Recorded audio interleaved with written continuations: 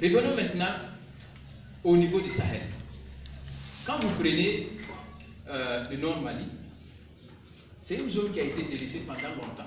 Il n'y a pas eu une bonne politique de développement dans ces régions. La région a été délaissée. Les populations qui étaient là-bas, sous la pauvreté, la famine, les maladies, ils ont été frustrés. Le sentiment d'être délaissés. Des groupes ont commencé, les gens ont commencé à s'organiser avec l'idée de un jour de pouvoir avoir leur indépendance. Et ça arrange les Occidentaux. Ils viennent, ils vous accompagnent dans ce sens, tout en sachant que après ils auront quelque chose. Ça, ce sont nos dirigeants qui n'ont pas fait cette politique. Même au nord du Burkina, c'est ça. Une partie du Niger, c'est ça. Il n'y a pas de développement là-bas. L'État n'existe même pas. La population est délaissée. Mais quand c'est comme ça, tu viens, tu dis à un jeune affamé, qui n'a même pas de boulot, qui se lève du matin jusqu'au soir, il n'a rien à manger, il est là comme ça. Tu viens lui dire, va faire telle chose là.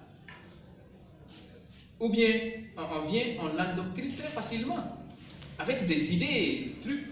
Il va accepter parce qu'il y a quelque chose là-bas. Au moins, il va pouvoir manger. Il va être enrôlé très facilement.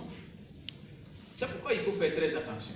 Avec ces mouvements terroristes, avec les concepts islamistes, fondamentalistes, intégristes, quoi encore là. Tout ça, moi je trouve que l'islam en fait est victime. L'islam est victime. Regardez comment les terroristes opèrent. Quand ils arrivent, ils se font exploser, ça tue tout le monde. Femmes, enfants, vieillards, musulmans, chrétiens, quoi, on s'en fout. Quand ils viennent, on bombarde, poum, et ils disparaissent, ou bien ils meurent là. Suivi de Allah Akbar. C'est ça. Mais le problème, c'est quoi? Il faut se poser des questions. Dès le début, quand, comment on appelle, les non-musulmans attaquaient les musulmans et que les musulmans devraient les affronter, qu'est-ce que le prophète Mohammed leur disait?